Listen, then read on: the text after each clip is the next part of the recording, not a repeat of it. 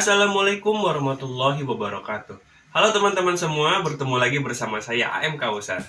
Nah, pada kesempatan kali ini kami akan bercerita tentang Abu Nawas. Ini adalah kisah pertama yang kami ceritakan ya. Kalau minggu lalu kan kita sudah bercerita tentang kurikulum vitae-nya Abu Nawas ya. Kalau sekarang kita mulai masuk ke cerita pertama. Nah, cerita pertama atau kisah pertama Abu Nawas ini itu ialah bertema tentang pesan bagi para hakim. Nah, seperti apa ceritanya? Mari kita dengarkan dengan saksama. Oke? Nah, cerita ini dimulai atau kisah ini dimulai pada saat ayah dari Abu Nawas itu meninggal dunia. Ya, ayah dari Abu Nawas itu kan sudah saya ceritakan ya minggu lalu kalau nggak salah. Beliau bernama Syekh Maulana.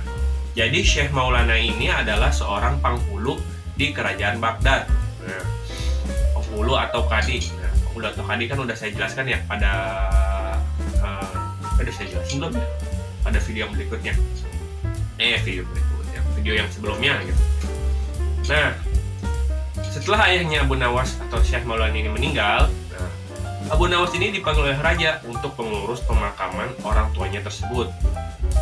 Nah, dia jadi mengurus memandikan jenazah, terus mengkafaninya, habis itu menyolatkannya hingga mendoakan dan menguburkannya.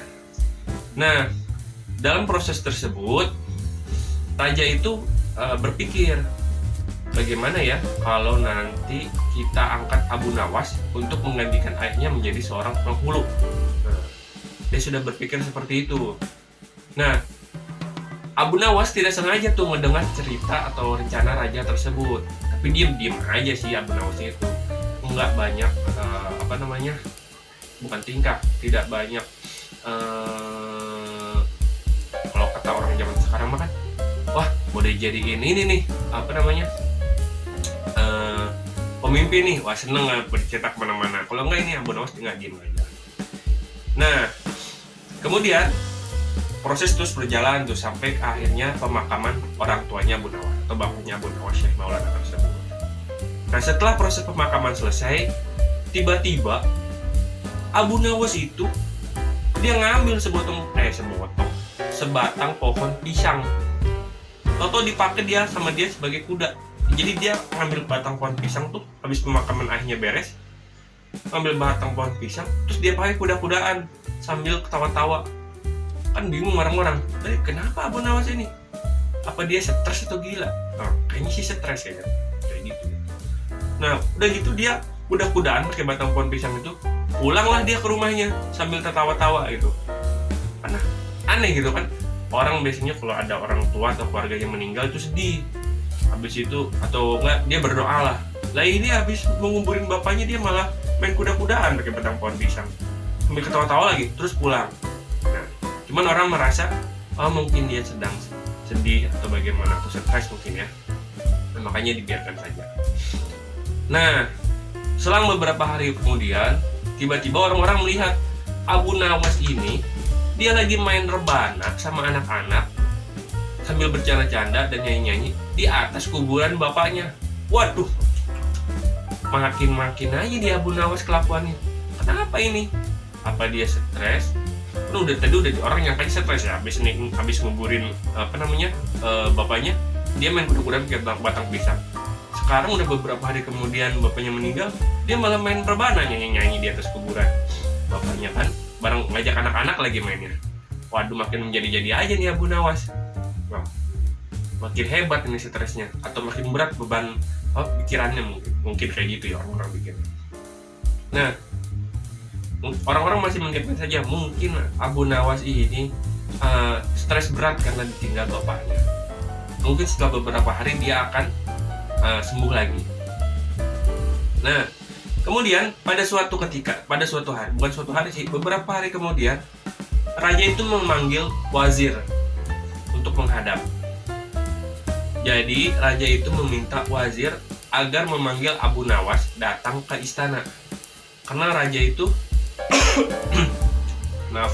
ingin mengangkat Abu Nawas sebagai penghulu. Nah, pergilah wazir tuh sebagai utusan raja dengan beberapa orang ke rumah Abu Nawas. Nah, sesampainya di halaman rumah Abu Nawas, raja datang kan. Assalamualaikum. Hai Abu Nawas. Kenapa? Kata Abu Nawas. Ini raja datang memanggilmu. Mau ngapain? Aku nggak ada urusan sama raja. Ngapain dia manggil aku ke istana? Udah pergi sana, pulang. Kata Abu Nawas. Abu Nawas, sopan kamu. Kata si Wazir nih. Si Wazir ngomong gitu ya. Iya, saya lupa bilang. Wazir ini kayak menteri ya, semacam utusan raja, Wazir pada sana. Hai Abu Nawas, sopan kamu. Gitu katanya Wazir kan. Ini panggilan raja loh, masa kamu nggak mau datang? Udah jangan banyak bicara, kata Abu Nawas kayak gitu. Ini tolong mandikan saja kudaku, sudah kotor, bawa pergi ke sungai sana, kata Abu Nawas ke si Wazir, sambil nyerahin batang pohon pisang yang dia pakai untuk main kuda-kudaan. Waduh, makin aneh aja kan Abu Nawas. Nah, habis itu si Wazir ngomong lagi nih, Abu Nawas, apa kamu bener-bener gak mau datang untuk menghadap Baginda Raja? Nah, kata Wazir begitu kan. Habis itu Abu Nawas bilang lagi, udah pulang kau sana Wazir, kata Abu Nawas. Yang lebih begitulah. Katakan pada rajamu, aku sudah tahu, maka aku tidak mau, kata Abu Nawas begitu bilangnya. Sambil dia ngambil debu segenggam dari tanah, habis itu dilempar ke muka si Wazir dan para utusan raja itu. Nah, dengan kesal si Wazir itu pergilah dia ke istana, pulang lagi dia ke istana menghadap raja. Ceritalah si Wazir ke Baginda Raja. Nah, setelah cerita, ya raja marah lah. Masa kamu Wazir gak sanggup ngebawa Abu Nawas yang kurus kering itu datang ke istana? Kan dia cuma sendiri, kalian beramai-ramai kan, si Wazir sama utusan-utusannya ya kan datang. Nah, habis itu Baginda Raja bilang, udah kamu balik lagi ke sana, bawa ini pengawal kerajaan, seret Abu Nawas ke sini, baik dengan dipaksa atau sukarela. Nah, katanya Baginda Raja kan. Balik lagi lah si Wazir ke rumahnya Abu Nawas. Nah, udah gitu dibawa tuh Abu Nawas ke istana sama Wazir dan para pengawal kerajaan. Sampai di istana, Abu Nawas itu bersikap masih kurang ajar. Padahal di istana loh, di hadapan Baginda. Kayak gitu. Kalau sekarang di sini kita bersikap kurang ajar di depan presiden atau gubernur, habis kita bisa-bisa ya dihujat. Zaman itu Abu Nawas berani kayak gitu. Habis itu dia berlagak cuek gitu di depan raja. Dan ngelihat kelakuan Abu Nawas kayak gitu kan, raja jadinya negur kan Baginda Raja itu. Abu Nawas, yang sopan kamu, katanya si Baginda Raja. Terus Abu Nawas ngomong, hai Baginda Raja, kata Abu Nawas. Ada apa Abu Nawas? Kata Baginda Raja kan. Tahukah Baginda Raja kalau terasi itu asalnya dari udang, kata Abu Nawas. Nah, Baginda Raja ngedenger itu kan, apa maksudmu Abu Nawas? Kau menghina aku ya? Kata Baginda Raja. Terus Abu Nawas ngomong dengan netengnya, oh enggak, siapa yang menghina Baginda Raja? Kan saya nggak bilang kalau udang itu asalnya dari terasi. Nah, ngedenger itu kan Baginda Raja makin kesel. Kurang aja kamu Abu Nawas. Pengawal, beri dia pukulan 25. Nah, dipukul tuh Abu Nawas sama pengawal kerajaan. Abu Nawas kan badannya kurus kering tuh, udah kurus kering lagi kecil ya. Dipukulin sama pengawal raja yang ada badannya gede-gede. Tahu sendiri kan tentara badannya kayak gimana, keker ya, besar. Dipukulin sampai 25 kali pukulan. Babak belur lah. Udah gitu disuruh pulang sama raja. Nah, pulanglah Abu Nawas keluar dari istana. Sampai di gerbang kota, si Abu Nawas ini dicegat tuh sama penjaga gerbang kota. Nah, penjaga gerbang kotanya itu manggil Abu Nawas. Hei Abu Nawas, kemari kau, katanya Abu Nawas. Katanya penjaga gerbang kota. Ada apa? Kata Abu Nawas. Kan kita sudah pernah bikin perjanjian nih Abu Nawas. Kalau kau datang ke istana dipanggil Baginda Raja, kau akan membagi hadiah yang Baginda Raja berikan kepadaku. Nah, jadi ceritanya tuh si penjaga gerbang kota ini dia itu suka meres nih. Nah dia tuh tahu nih kalau Abu Nawas itu kalau dipatung di istana nih pasti dapat hadiah nih kayak gitu. Makanya dia panggil Abu Nawas buat minta hadiah. Terus kata Abu Nawas kan habis dicegat kayak gitu kan kayak tadi kan, oke, kata Abu Nawas, baik, tunggu sebentar di sini. Nah habis itu Abu Nawas keliling tuh di sekitar di apa tuh tadi di gerbang kota. Dia nyari kayu yang ukurannya gede. Habis itu dia gebukin tuh penjaga gerbang kota sebanyak 25 kali. Dia gebukin sampai babak belur. Penjaga gerbang kotanya udah bilang, ampun Abu Nawas, kenapa aku dipukulin, katanya penjaga gerbang kota. Nah Abu Nawas terus aja mukulin, cuek aja, dia nggak apa namanya, nggak ngasih ampun ke penjaga gerbang kotanya. Sampai 25 kali pukulan. Udah 25 kali pukulan digebukin, pulanglah Abu Nawas. Nggak ditolong penjaga gerbang kotanya, didiemin aja di gerbang kota. Pulang dia ke rumahnya dengan santainya si Abu Nawas. Nah penjaga gerbang kota kan ngerasa nggak punya salah. Wah, awas kau Abu Nawas, akan kulaporkan kau ke Baginda Raja. Pergilah siapa tuh namanya, penjaga gerbang kotanya itu ke istana. Lapor dia sama Baginda Raja. Dia lapor, iya tuanku Baginda Raja, kata penjaga gerbang kota ngomong ke Baginda Raja. Hari ini aku tadi dipukuli oleh Abu Nawas, padahal aku tidak merasa punya salah apapun pada dia. Tolong berikan aku keadilan. Nah, katanya penjaga gerbang kota sama si Baginda Raja. Nah, Baginda Raja kan ngedengar perkataan penjaga gerbang kota. Dia nyuruh pengawalnya, pengawal, coba panggil Abu Nawas kemari, bawa dia ke sini. Katanya Baginda Raja ke pengawal kerajaan. Nah, balik lagi dah tuh pengawal kerajaan ke rumahnya si Abu Nawas. Manggil lagi, diambil lagi Abu Nawas, disuruh balik lagi ke kerajaan. Dipaksa lagi kan, ya, baru aja sampai ke rumah kan, balik lagi dia.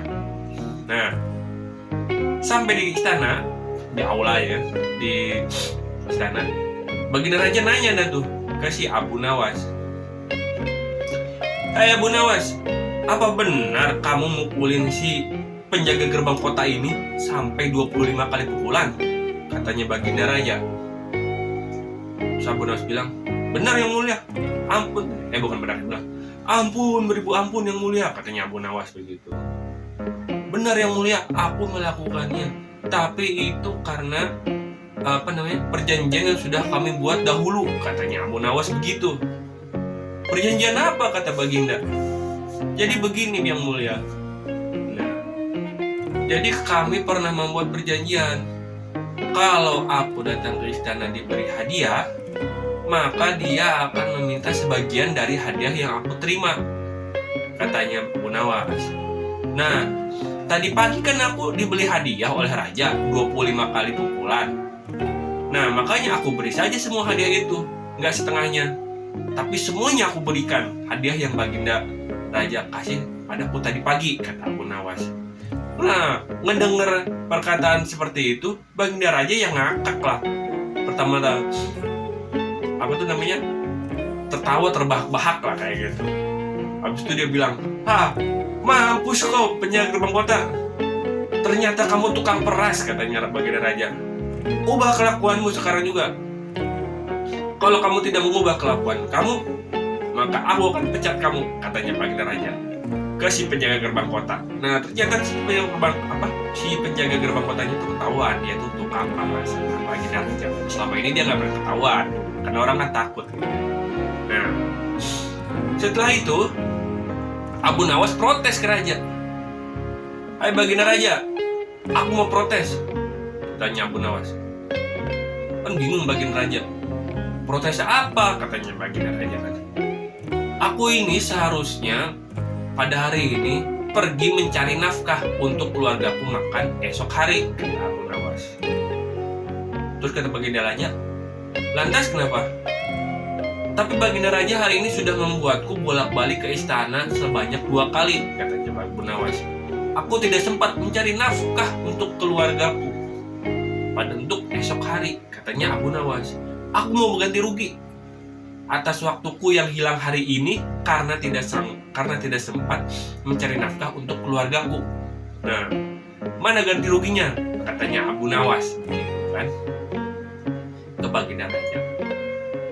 Nah setelah itu Baginda Raja berpikir, pikir dia. Ya sudah, mana bendahara kerajaan? Katanya Baginda Raja. Panggil dia ke sini. Panggil tuh bendahara kerajaan. Habis itu beri Abu Nawas hadiah.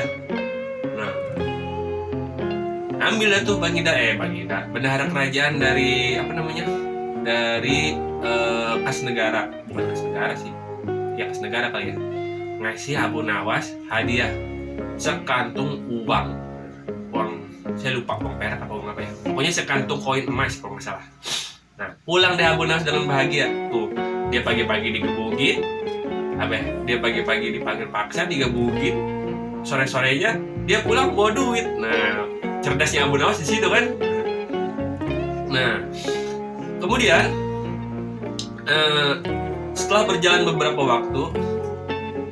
hari maksudnya, nah raja ini kembali memanggil para menterinya, terus bertanya para menteri, hai para menteriku, bagaimana ini Abu Nawas? Nah, dia sudah aku ingin mengangkat dia menjadi penghulu kerajaan atau kadi ya, kadi itu hakim ya. Nah tapi bagaimana ini kondisi dia? Katanya raja kepada para menterinya. Terus para menterinya kan ngasih pendapat tuh satu dan lain hal. Ya Baginda Raja, sepertinya dia sudah menjadi gila karena ditinggal bapaknya meninggal, katanya Syekh Maulana itu. Nah tapi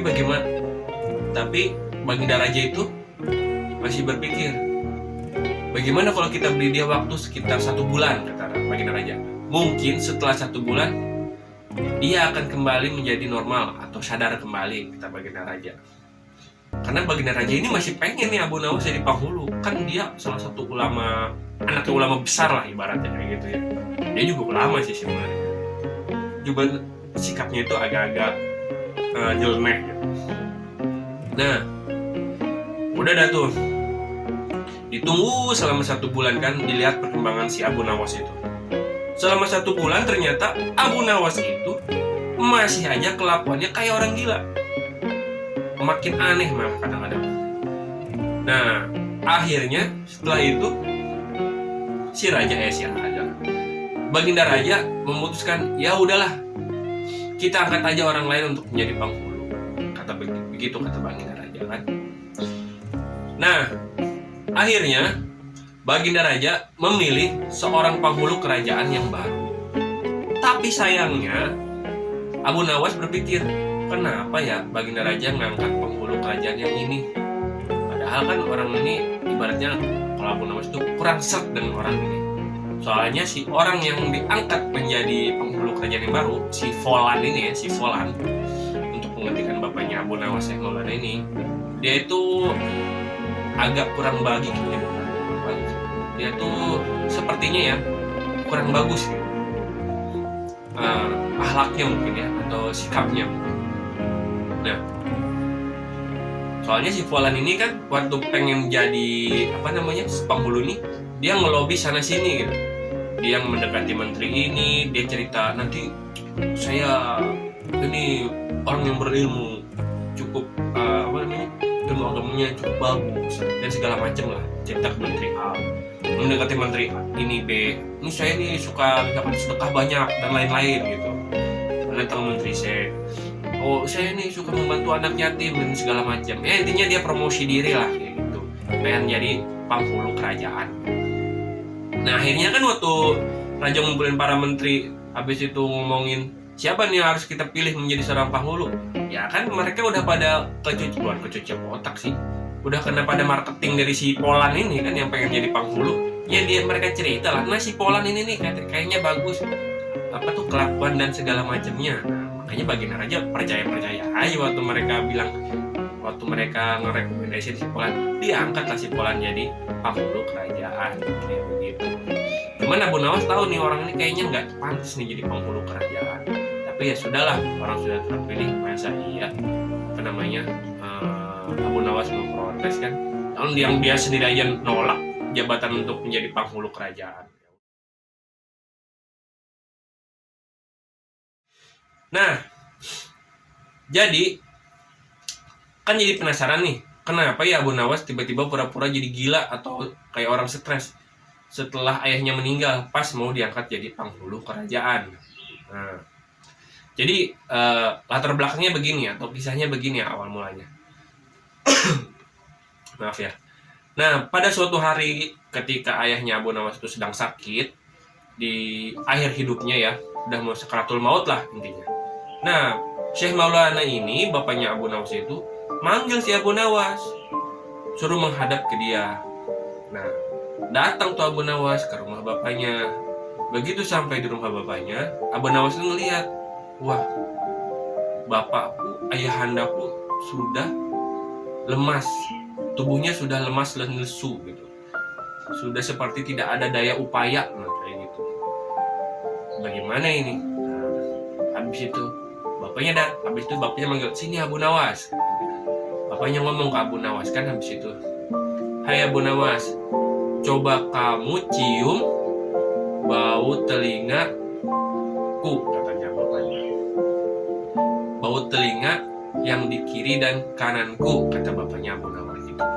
Habis itu Abu Nawas kan pada saat itu belum mengerti ya. Ya udah dicium aja.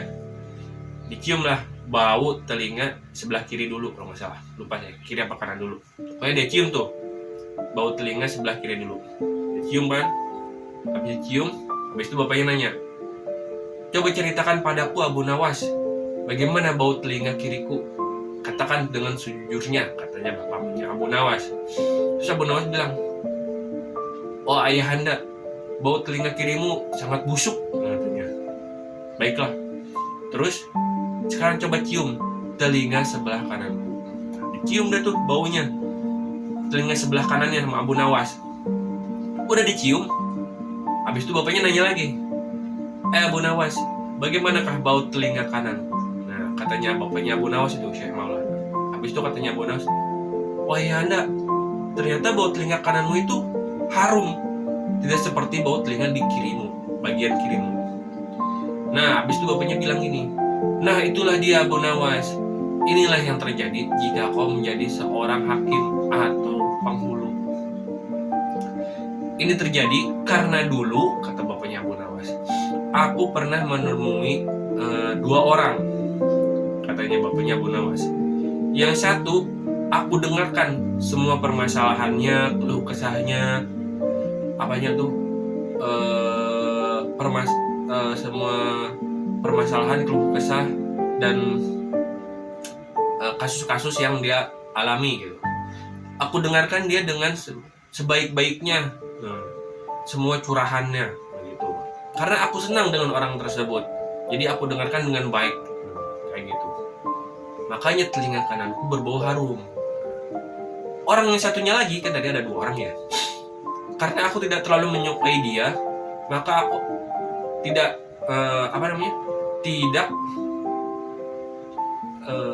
tidak memperhatikan dengan jelas, bukan tidak memperhatikan dengan jelas apa ya? Tidak mencermati perkataannya, tidak mendengarkan dengan saksama cerita atau keluhan dari permasalahan si orang tersebut. Karena aku itu tidak begitu menyukai orang itu, makanya bau telinga kiriku ini menjadi sangat bau kayak gitu, bau busuk kayak gitu. Nah itulah yang terjadi kalau kau menjadi seorang hakim. Kadang-kadang kau menemui masalah seperti itu, maka apabila kamu tidak sanggup menjadi seorang hakim, kata bapaknya itu, carilah alasan agar kamu bisa menolaknya, atau buatlah sebuah alasan agar kamu tidak dipilih untuk menjadi hakim tersebut. Nah, begitu kata bapaknya Abu Nawas, ngomong ke Abu Nawas.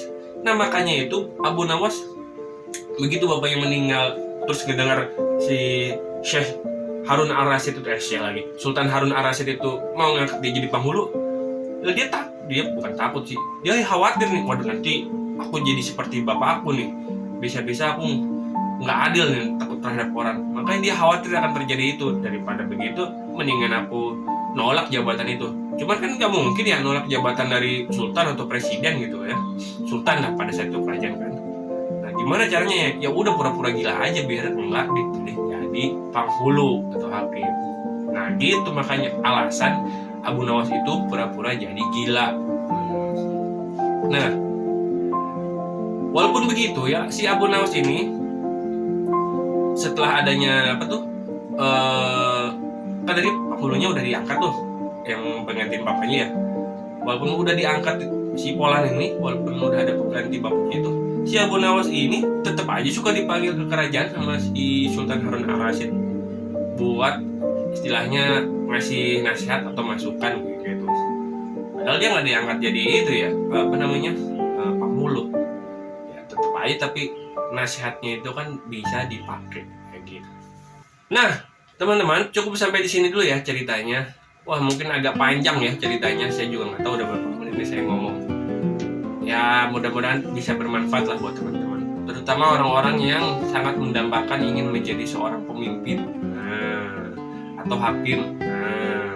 Jadi pemimpin atau hakim kan harus dari orang yang adil atau amanah ya, terus bisa dipercaya. Jangan sampai nanti pas akhir hayatnya kayak bapaknya Abu Nawas tuh, padahal dia cuman kasusnya yang dia ceritain sih ya, karena nggak senang sama satu orang, dia jadi tidak mendengarkan permasalahan orang tersebut dengan saksama. Hasilnya seperti itu. Nah, gimana kalau zaman sekarang ya? Kita nggak pernah tahu ya, apakah sekarang hakim yang banyak yang adil atau enggak gitu ya. Oke, cukup sampai di sini ya ceritanya. Moga-moga menjadi manfaat dan dapat tambahan pengetahuan buat teman-teman. Nah, supaya kalau mau jadi pemimpin atau hakim itu kita harus benar-benar punya ilmunya, bukan benar-benar gede niatnya gitu atau gede nafsunya. Oke, sampai di sini dulu cerita kali ini. Sampai berjumpa lagi di cerita Abu Nawas berikutnya di minggu depan. Oke, wassalamualaikum warahmatullahi wabarakatuh.